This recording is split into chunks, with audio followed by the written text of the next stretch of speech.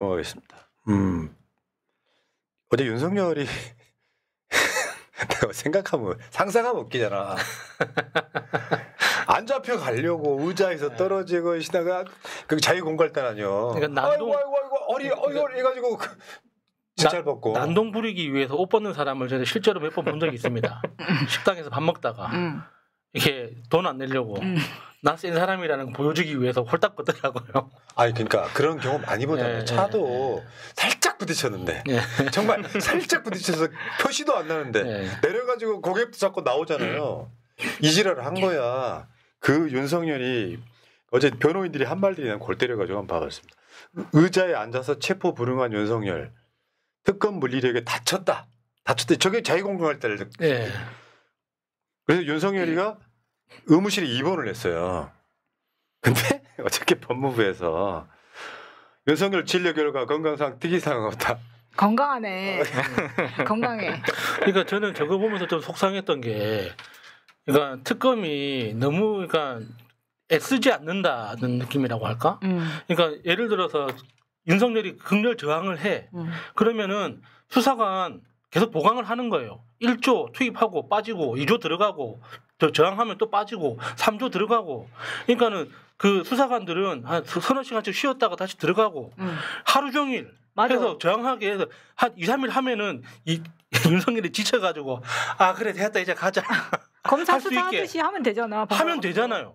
왜 안 합니까? 그냥 수사관 한 팀 들어가가지고 저항하니까 빠져서 안 합니다. 이렇게 하면 안 되죠. 예. 그러니까 지금 이게 엉덩방아도 찡거가지고 65세면 노인인데 노인을 너무 학대했다 인권 이 개지랄들 하고 있는데 여러분 있잖아요. 다른 게 아니라 윤석열이는 동네에서 흔히 보는 자범이 아니잖아요. 국가적 범죄 피의자입니다. 대통령까지 지낸 자예요. 그자한테 안 잡혀가려고 난리를 치고 놔라 팔 빠질 것 같아. 10대 1로 싸워서 이긴 거예요 지금. 아니, 뭐 제가 봐도 너무 망측한 일이고요. 이게 근데 간단히만 딱 보기 이렇게 그냥 재미, 유머로 이렇게 소비하면 좀 어려운 게 저기 관련된 사람들은 정말 되게 막 짜증도 나지만 저게 향후에 자기한테 미칠 여파에 대해서 경력의 문제가 될 수 있으니까. 계속 우려하고 생각할 수밖에 없다. 그러니까 막 실제적인 어떤 피해를 준다. 우리가 왜 그 김건희가 이 명품백 뭐 이런 걸로 생각지도 않았던 우리 자기 일에 정말 헌신했던 저기 이 권익위 국장이 사망하게 되는 이런 일이 발생을 하잖아요. 예. 그러니까 자기네들은 별것도 아닌 것처럼 막 이렇게 하나 하는 행동이 돌 하나 잘못 던지니까 막 개구리가 막 이렇게 죽어버리는 이런 일이 어디서 또 발생할 수가 없다. 그러니까 망측을 넘어서 이거 대단히 좀 위험하다. 예. 말씀하신 것처럼 빠르게 좀 처리를 하긴 해야 된다. 이 사태를 빨리 좀 끝낼 필요가 있다. 아 근데 지금 오늘 특검에서 나온 이야기는 체포영장을 다시 청구할 수도 있고 가능성을 열어두는 거죠. 그냥 조사 없이 바로 기소하는 것도 생각을 하고 있다. 그러니까 당연히 그렇게 할 수 있는데 국민들이 보고 싶어하는 건 박근혜가 수갑차고 나오는 걸 우리가 봤고 이명박이 수갑차고 나오는 걸 봤지 않습니까? 왜 윤석열은 그렇게 안 하려고 하느냐는 거예요. 당연히 기소하고 사형 선고 내리고 사형 집행까지 해야죠. 근데 그 모든 절차마다 윤석열이 우리나라 사법 시스템을 형용화시키고 있지 않습니까? 그렇죠. 그런데 그 앞에서 윤석열이 거부하니까 빠지는 게 말이 되냐고요. 맞아. 우리는 시간과 인력이 있는데 그럼 인력을 투입해서라도 윤석열을 지치게 만들어야 될 거 아닙니까? 근데 한 번 노력해보고 안 되니까 빠지고 2, 3일 있다가 다시 시도하고 그러니까 윤석열이 또 계속 기고만장해가지고 지만의 상상력에 상상에 빠져가지고 계속 이렇게 하는 거 아니겠습니까? 아, 잠깐만요. 제가 특검이에요? 왜 이렇게 화를 냈어요? 잘못했으면 잘못했다고 해야죠. 그게 뭐 지금 CCTV 깔아 이런 이야기도 나오고 그런 건데 저도 야수님의 의견에 100% 공감. 근데 이제 특검 입장에서 어떻게 더 실익이냐. 왜냐면 윤석열이 노리는 바를 한번 생각해 봐야 돼. 이게 사실 그것들 선동하는 거거든. 윤석열 지들 입장에서 보면 우리 윤카가 열심히 싸우고 지금 저항하면서 지금 옥중 투쟁을 하고 있다. 이런 이미지 주고 싶어하는 측면이 있어가지고 그런 기회를 안 주려고 하는 측면도 있어 보여요. 내가 특검 편드는 거 아니에요.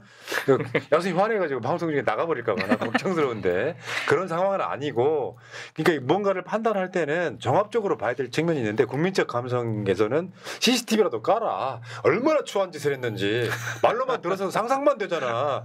그때부터 까야 돼. 속옷만 입었던 상황부터 난 CCTV 까야 된다고. 여기서 재연해 버릴라 진짜. 그리고 어제 상황은 저 구치소 독방 안에서 일어난 사건이 아니에요. 윤석열이를 야야야 살살살 해갖고 밖으로 불러냈다가 일어난 사건이에요. 그거는 그러니까 뭐 윤석열 독방에 의자가 없는데 무슨 의자가 있다는 거냐 이건 말도 안 되는 거고. 윤석열이는 어쨌건간에 그런 전략이에요. 그것들 좀 선동을 하고 윤석열이가 내란 일으키거나 처음에 구속됐을 때 윤석열이 기대할 수 있는 건 딱 하나밖에 없어요. 그것들의 폭동입니다. 이제 김건희 이야기도 하겠지만 이런 상황에서 지금 하나도 또 있는 거죠. 윤석열이 무기징역의 사형을 더하면 형량이 아무리 늘어나도 목숨 한 개니까요. 이런 전략이라서 자포자기 전략으로 가는 거라고 보고 얘는 재판도 안 나오려고 할 거예요. 그러면 난 이렇게 해야 된다고 생각해. 먹을 걸 넣어주지 말아야 된다고. 그렇죠. 뒤지라고 그 하죠. 군인권센터 임태훈 소장 아이디어를 들어보니까 복도에서 체포해도 된대요. 그러니까 변호사 왔다고 변호사 접견 가는 길에 그 양옆에 딱 팔짱 끼고 바로 데리고 나오면 되는 겁니다. 되는데. 자, 그러니까 하나씩 뒤져가는 게 지금 그 우리가 논계를 할 때 우리 보람 PD 고향인 진주, 그 진주에서 진주성에서 외장에 끌어안고 그 외장 이게 팔이 빠질까봐 가락지를 끼고 촉성돼서 뛰어내린 게 그 논계 아니겠습니까? 윤석열이가 국민의힘을 끌어안고 지금 투시한 거예요.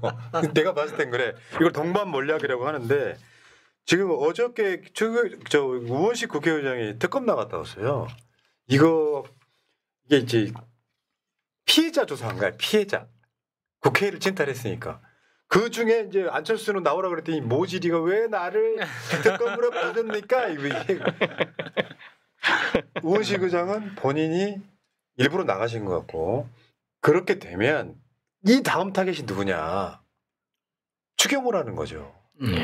추경호도 지금 이제 저번에 보셨지만 우원식의 본회의 직전에 추경호와 통화 조사 이런 것들이 계엄 해제 방해의 의혹이 있고요. 지금까지 나온 보도를 보면 실제로 짜고 쳤을 가능성이 매우 높아요. 국회로 가지 마라. 그러니까 추경호가 그 계엄 당시에 국회에 있으면서 자기 당 의원들을 당사로 보낸 거 아닙니까? 굉장히 이렇게 합리적으로 설명이 안 되죠. 왜 그렇게 행동했는지. 만약에 추경호 의원의 말대로 그러니까 이 계엄 해제에 협조할 마음이 있었다면 자기 혼자라도 일단 본회의장으로 들어가야 될 거 아닙니까? 근데 그렇게 하지 않았다는 것 자체가 여러 가지 정황을 의심하게 만드는 거죠. 네. 자, 어쨌든 추경호도 지금 대기 중이고요. 대기 중이지 않은 사람이 없어. 여러분들 알고 있는 사람 다 아마 다음 주에는 한덕수 영장 갈 겁니다. 뭐 그 다음 주에 또 네. 최상목이. 네.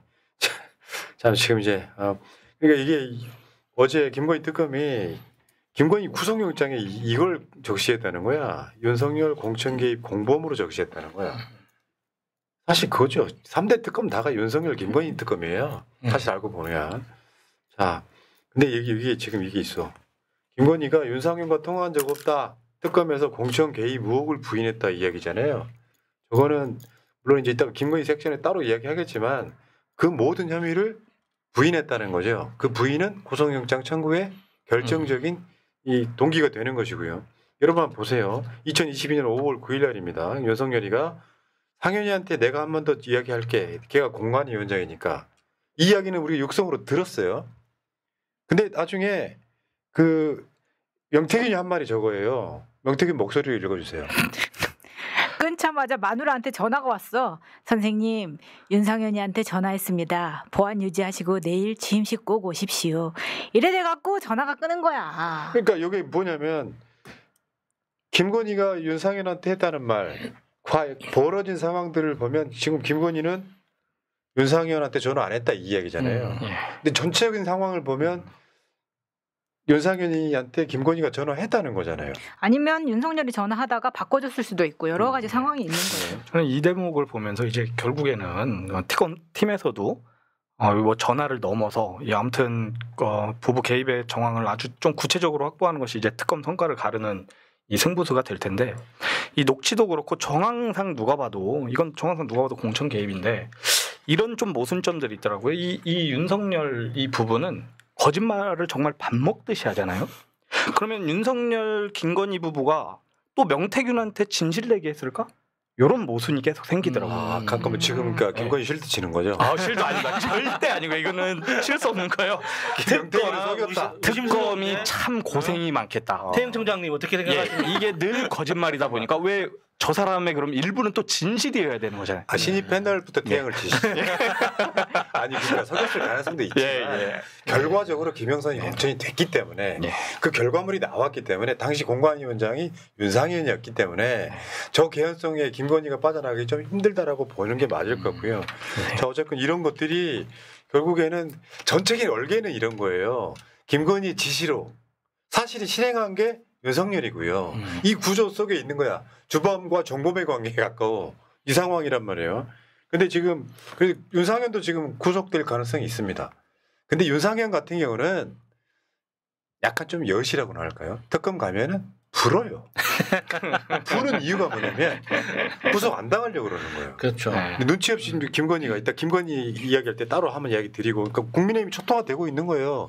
핵심 친윤으로 있던 사람들 다 구속이에요. 지금 권성동이 뭐 추경호 그리고 윤상현 이런 사람들 다 구속이란 말이에요.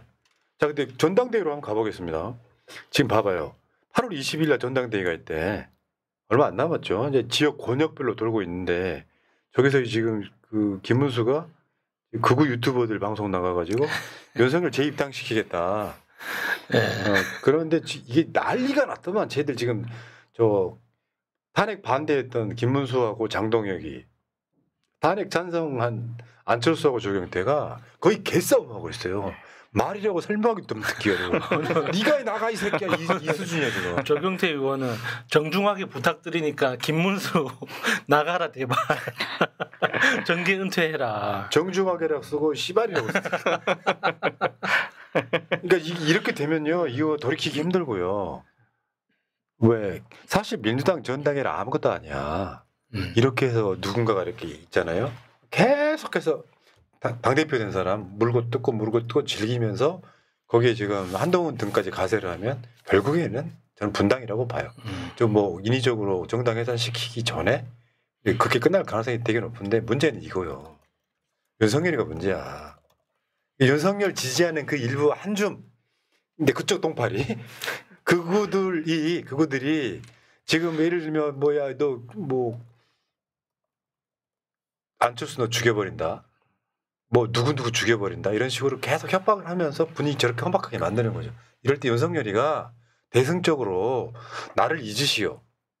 진짜 멋진 사람이라면 나를 잊으시오. 뭐 절대 그럴 리는 없겠지만 빤스 입고 서가지고 그러면서 나를 잊어주세요. 국민의힘은 윤석열의 강을 건너라. 뭐 이렇게 돼야 되는데 뭐 김문수만 해도 그러잖아.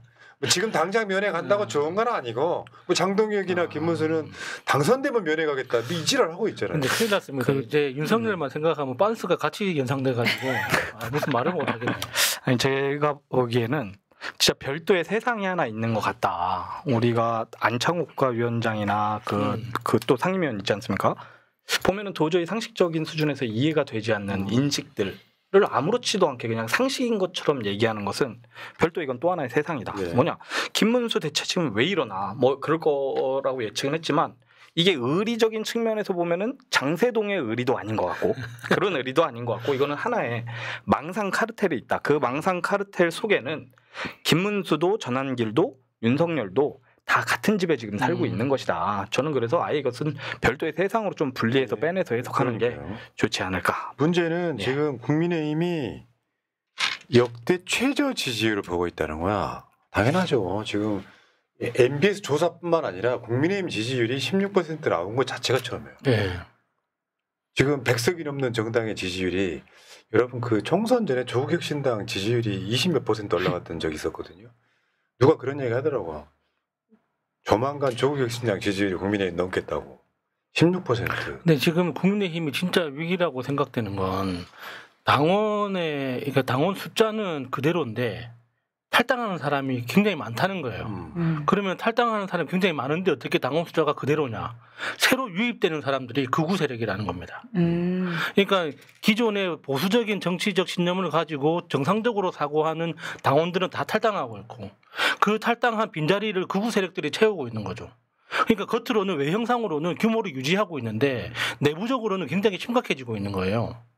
그러니까 저렇게 되면은 지금 조경태도 그러지만 15% 미만으로 무너지면은 회복 안 되는 거거든요. 그러니까 이런 상황이 국민의힘이 사실은 뭐라고 지져도 이춘석을 짓든 뭐 사면 지져도 타격감이 없는 이유가 그런 방식으로 가기 때문인데요. 시간 관계상 지금 오늘만 해도 정광훈 출국 금지 그리고 윤석열의 소중이 좀 더 정확히 말하면 김건희의 소중이 남편 네. 이원모까지 출국 금지됐다는 건 사실상 저게 강제 수사의 시작이거든요. 구속될 가능성이 되게 높아요. 주로 이제 구속을 할 때 대표적인 것이 증거인멸 도주 우려인데 증거인멸이 내 범행을 부인할 때 하는 스킬이거든요. 그걸 제일 많이 썼던 게 윤석열이에요. 근데 이런 방식으로 해서 지금 여기저기서 이제 드디어 정광훈은 아마 구속될 가능성이 매우 높은 것 같습니다. 이런 상황이고 어쨌건 국민의힘 윤석열이 동반 몰락하고 있다는 말씀 드리고요. 다음 주제로 가겠습니다.